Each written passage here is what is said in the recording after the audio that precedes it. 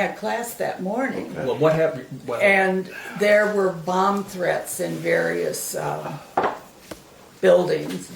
And our professor said, we are having class, and if we die learning. I thought, oh, great.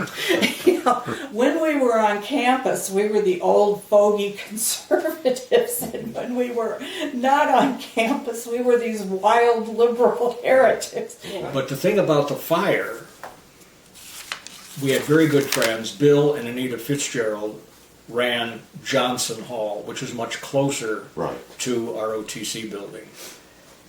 The way Anita and Bill described the attempt to torch the ROTC building was incredibly amateurish. They would run up and throw railroad flares, and then it would come out. And it was very, very amateurish, so it was almost pathetic that they didn't know how to start a good fire. I remember this rather crazed student saw me and he said, man, this is it, the revolution is beginning. And I just looked at him. I said, you're insane. Do you know what you've done? I was having lunch. Yeah. Paula was with David. Come on, Mr. Banks, aren't you going to the rally? And I said, no, that's exactly what you don't want to do. Yeah. Well, we're just going to watch. We're not going to do anything. Don't you get it? Yeah. By going to watch, you are creating a crowd. Yeah. Do not go. Yeah. So I go back to my apartment, get my binoculars, and I'm looking at Taylor Hall through my 7x50s, and I see a half a dozen guardsmen kneeling, shooting. Wow. Oh my God. Within a half hour, students are coming back to their dorms.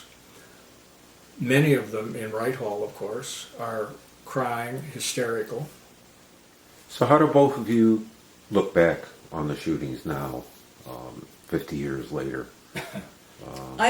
I think they were totally unnecessary. I feel that the leadership of the Guard, I feel that the leadership of the campus, and the leadership of the state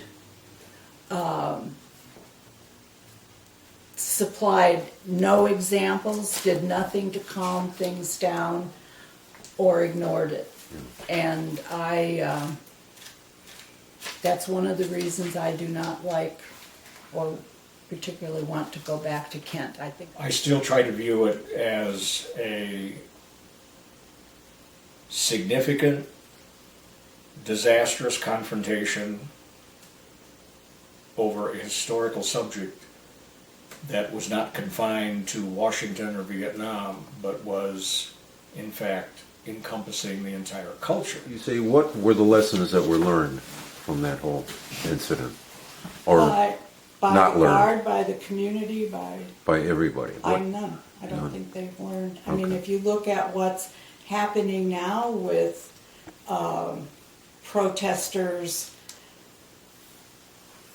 people not